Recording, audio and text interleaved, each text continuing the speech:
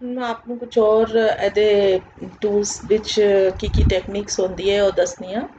ਜਿਕਨ ਤੁਸੀਂ ਇਹ ਦੇਖ ਸਕਦੇ ਹੋ, ਅਗਰ ਅਸੀਂ ਕੋਈ ਪਹਿਲਾ ਜਿਹਾ ਡਾਕੂਮੈਂਟ ਬਣਿਆ ਹੋਇਆ ਹੈ ਅਗਰ ਲੈਂਦੇ ਆ, ਸਪੋਜ਼ ਮੈਂ ਇਹ ਡਾਕੂਮੈਂਟ ਲਿਆ, ਹੁਣ ਇਹਦੇ ਜਾ ਕੇ ਤੁਸੀਂ ਅਗਰ ਵਰਡ ਕਾਊਂਟ ਦੇਖਣਾ ਚਾਹੁੰਦੇ ਹੋ, ਜਿਕਨ ਬਹੁਤ ਸਾਰਾ ਅਜਾ ਸਾਡਾ ਆਫੀਸ਼ੀਅਲ ਕੰਮ ਇੱਕਨ ਹੁੰਦਾ ਹੈ ਜਾਂ ਅਸੀਂ ਆਪਣਾ ਪੇਪਰ ਪਬਲੀਕੇਸ਼ਨ ਜਾਂ ਕੁਛ ਆਰਟੀਕਲ ਲਿਖਣੇ ਆ, ਉਹਦੇ ਵਿੱਚ ਸਾਨੂੰ ਦੇਖਣਾ ਹੁੰਦਾ ਹੈ ਕਿ ਕਿਸ ਤਰ੍ਹਾਂ ਕਿੰਨੇ ਵਰਡ ਦਾ ਹੈ ਕਾਊਂਟ ਕਿਕਨ ਹਨ।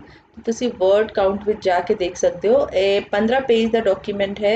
ਇਹਦੇ ਵਿੱਚ 3092 ਵਰਡਸ ਨੇ ਔਰ ਇੰਨੇ ਕਰੈਕਟਰਸ ਨੇ 19285। ਸੋ ਇਸ ਤਰ੍ਹਾਂ ਤੁਸੀਂ ਆਪਣੀ ਚੀਜ਼ਾਂ ਨੂੰ ਵੇਖ ਵੀ ਸਕਦੇ ਹੋ ਕਿ ਕਿੰਨੇ ਕਾਊਂਟ ਦੀ ਤੁਹਾਨੂੰ ਹੋਰ ਲੋੜ ਹੈ ਜਾਂ ਤੁਸੀਂ ਕਿੰਨਾ ਐਕਸੈਸ ਵਿੱਚ ਜਾ ਰਹੇ ਹੋ। ਤਾਂ ਅਗਰ ਤੁਸੀਂ ਇਹ ਕਲਿੱਕ ਕਰ ਦਿਓਗੇ ਕਿ display word count while typing, ਤਾਂ ਇਹ ਦਿਖਣੇ ਲੱਗ ਜਾਊਗਾ ਇੱਥੇ। ਹੁਣ ਜਿਕਨ ਵੀ ਤੁਸੀਂ ਅਗਰ ਕੁਛ ਟਾਈਪ ਕਰਦੇ ਹੋ ਤੇ ਉਹ ਵਰਡ ਜਿਹੜੇ ਨੇ ਉਹ ਇਨਕਰੀਜ਼ ਹੋ ਰਹੇ ਨੇ। ਜੇ ਤੁਸੀਂ ਡਿਲੀਟ ਕਰਦੇ ਹੋ ਤਾਂ ਡਿਲੀਟ ਹੋ ਰਿਹਾ ਹੈ। ਤੇ ਇੱਕਨ ਤੁਹਾਨੂੰ ਇਹ ਸਮਝ ਆ ਰਿਹਾ ਹੈ ਕਿ ਵਰਡ ਤੁਹਾਨੂੰ ਕਿੰਨੇ ਹੋਰ ਦੀ ਲੋੜ ਹੈ, ਜਿੰਨੇ ਵੀ ਤੁਹਾਡੀ ਡੈਡਲਾਈਨ ਜਾਂ ਲਿਮਿਟ ਦਿੱਤੀ ਹੋਈ ਹੈ ਕਿਸੇ ਆਰਟੀਕਲ ਨੂੰ ਲਿਖਣ ਦੀ ਜਾਂ ਕਿਸੇ ਪੇਪਰ ਨੂੰ ਲਿਖਣ ਦੀ, ਤਾਂ ਤੁਸੀਂ ਉਹ ਵੀ ਦੇਖ ਸਕਦੇ ਹੋ। ਤਾਂ ਦਿਸ ਇਜ਼ ਅਨਦਰ ਫੀਚਰ। ਇਹ ਅਲੱਗ ਤੋਂ ਇੱਕ ਹੋਰ ਫੀਚਰ ਹੈ ਜੋ ਤੁਸੀਂ ਯੂਜ਼ ਕਰ ਸਕਦੇ ਹੋ ਜਿਕਨ ਵੀ ਰਿਕੁਆਇਰਮੈਂਟ ਹੋ, ਲੋੜ ਹੋਏ ਆਪਣੇ ਡਾਕੂਮੈਂਟ ਜਾਂ ਜਿਹੜਾ ਵੀ ਤੁਸੀਂ ਕੰਮ ਕਰ ਰਹੇ ਹੋ ਉਸ ਹਿਸਾਬ ਨਾਲ। ਅਗਲਾ ਹੈ ਜੇ ਤੁਸੀਂ ਕੰਪੇਅਰ ਕਰਨਾ ਚਾਹੁੰਦੇ ਹੋ, ਤਾਂ ਤੁਹਾਡੇ ਦੋ ਡਾਕੂਮੈਂਟ ਇੱਕੋ ਜਿਹੇ ਬਣੇ ਹੋਏ ਨੇ ਔਰ ਤੁਸੀਂ ਵੇਖਣਾ ਚਾਹੁੰਦੇ ਹੋ ਕਿ ਉਹਦੇ ਵਿੱਚ ਕੀ ਮਤਲਬ ਗਲਤ ਹੈ ਜਾਂ ਕੁਛ ਰਾਈਟ ਹੈ, ਔਰ ਕੰਪੈਰੀਜ਼ਨ ਕਿਸੇ ਵੀ ਟਾਈਪ ਦਾ ਤੁਸੀਂ ਕਰਨਾ ਚਾਹੁੰਦੇ ਹੋ ਤਾਂ ਤੁਸੀਂ ਕੰਪੇਅਰ ਵੀ ਕਰ ਸਕਦੇ ਹੋ।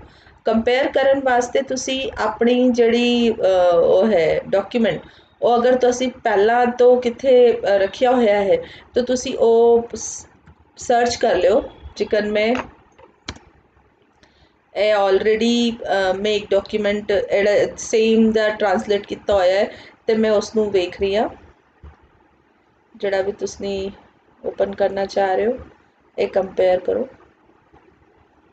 ਸਿਮਿਲਰ ਕੰਪੈਰੀਜ਼ਨ ਹੋਏਗਾ ਤੇ ਜ਼ਿਆਦਾਤਰ ਅੱਛੀ ਤਰ੍ਹਾਂ ਤੁਸੀਂ ਸਮਝ ਸਕਦੇ ਹੋ। ਜਿਕਨ ਕੰਪੈਰੀਜ਼ਨ ਰੈਡੀ ਹੋ ਗਿਆ ਹੈ, ਹੁਣ ਇਹਦੇ ਵਿੱਚ ਉਹ ਤੁਹਾਨੂੰ ਦੱਸ ਰਿਹਾ ਹੈ ਕਿ ਹੋਰ ਕੀ ਹੋ ਸਕਦਾ ਹੈ ਵਰਡ ਦੇ ਵਿਸ਼ੇਸ਼। ਜਿਕਨ ਦੇ ਇਹ ਲਿਖਿਆ ਹੋਇਆ ਸੀ ਕਰਿਕੂਲਮ ਵੀਟਾ, ਤੇ ਕਰਿਕੂਲਮ ਨੂੰ ਤੁਸੀਂ ਪਾਠਕ੍ਰਮ ਵੀ ਲਿਖ ਸਕਦੇ ਹੋ, ਤੁਹਾਨੂੰ ਦੱਸ ਰਿਹਾ। ਨਗਰ ਨੂੰ ਨੇੜ ਨਗਰ ਵੀ ਲਿਖ ਸਕਦੇ ਹੋ, ਤੁਹਾਨੂੰ ਦੱਸ ਰਿਹਾ। ਤਾਂ ਤੁਹਾਨੂੰ ਉਹਦੇ ਸਿਨਮਸ ਦੱਸ ਰਿਹਾ ਹੈ ਕਿ ਉਸ ਸ਼ਬਦ ਦੇ ਇਲਾਵਾ ਤੁਸੀਂ ਹੋਰ ਕੀ ਲਿਖ ਸਕਦੇ ਹੋ। ਲੇਕਿਨ PhD ਅਲੱਗ ਅਲੱਗ ਲਿਖਿਆ ਹੋਇਆ ਸੀ, ਤਾਂ ਉਸਨੂੰ ਇਕੱਠਾ ਵੀ ਇਸ ਤਰ੍ਹਾਂ ਵੀ ਲਿਖ ਸਕਦੇ ਹੋ। ਔਰ ਟਾਈਟਲ ਨੂੰ ਸਿਰਲੇਖ ਲਿਖ ਸਕਦੇ ਹੋ।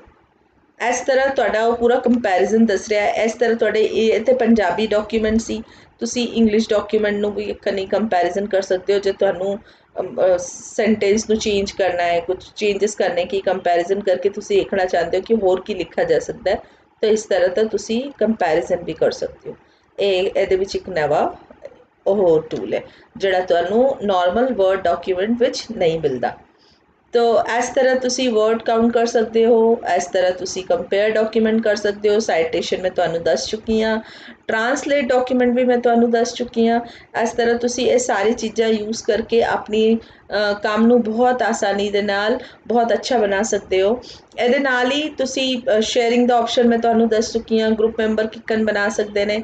ਬਾਕੀ ਬਹੁਤ ਸਾਰੀ ਚੀਜ਼ਾਂ ਇੱਕਨ ਨੇ ਜਿਹੜੇ ਤੁਸੀਂ ਜਿਸ ਤਰ੍ਹਾਂ ਦੇ ਡਾਕੂਮੈਂਟ ਜਾਂ ਜਿਸ ਤਰ੍ਹਾਂ ਦੀ ਚੀਜ਼ਾਂ ਤੁਸੀਂ ਕਿਸ ਟਾਈਪ ਦਾ ਆਰਟੀਕਲ ਜਾਂ ਕਿਸ ਟਾਈਪ ਦਾ ਪੇਪਰ ਬਣਾ ਰਹੇ ਹੋ ਜਾਂ ਕੀ ਫਾਈਲ ਬਣਾ ਰਹੇ ਹੋ, ਉਹਦੇ 'ਤੇ ਡਿਪੈਂਡ ਕਰਦਾ ਹੈ ਕਿ ਤੁਸੀਂ ਕਿਸ ਤਰ੍ਹਾਂ ਦਾ ਯੂਜ਼ ਕਰ ਸਕਦੇ ਹੋ। ਤੁਸੀਂ ਲਿੰਕ ਵੀ ਇੱਥੋਂ ਵੀ ਲੈ ਸਕਦੇ ਹੋ। ਲਿੰਕ ਤੁਹਾਨੂੰ ਜਿਸ ਵੀ ਲਿੰਕ ਤੋਂ ਕੰਪੈਰੀਜ਼ਨ ਕਰਨਾ ਹੈ ਉਹ ਲਿੰਕ ਤੁਸੀਂ ਅਪਲਾਈ ਕਰ ਸਕਦੇ ਹੋ।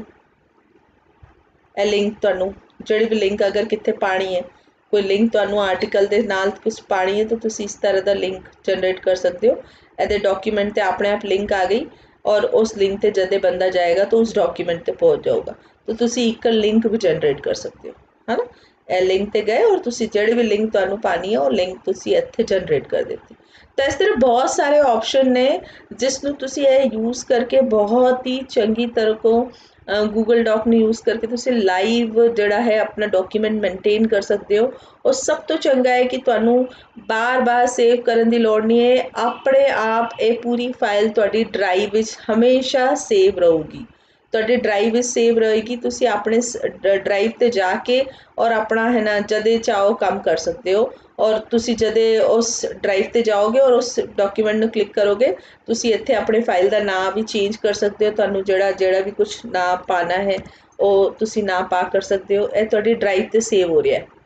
ਜੇ ਤੁਹਾਨੂੰ ਉਸਨੂੰ ਕਿਤੇ ਹੋਰ ਕਿਸੇ ਹੋਰ ਪਲੇਸ ਤੇ ਅਗਰ ਮੂਵ ਕਰਾਉਣਾ ਹੈ, ਕਿਸੇ ਜਿੰਨੇ ਵੀ ਤੁਹਾਡੇ ਫੋਲਡਰ ਬਣੇ ਹੋਏ ਨੇ ਡਰਾਈਵ ਵਿੱਚ, ਉਹ ਤੋਂ ਕਿਤੇ ਵੀ ਅਗਰ ਤੁਹਾਨੂੰ ਮੂਵ ਕਰਾਉਣਾ ਹੈ ਤਾਂ ਤੁਸੀਂ ਇੱਥੇ ਜਾ ਕੇ ਉਹ ਮੂਵ ਵੀ ਕਰਾ ਸਕਦੇ ਹੋ।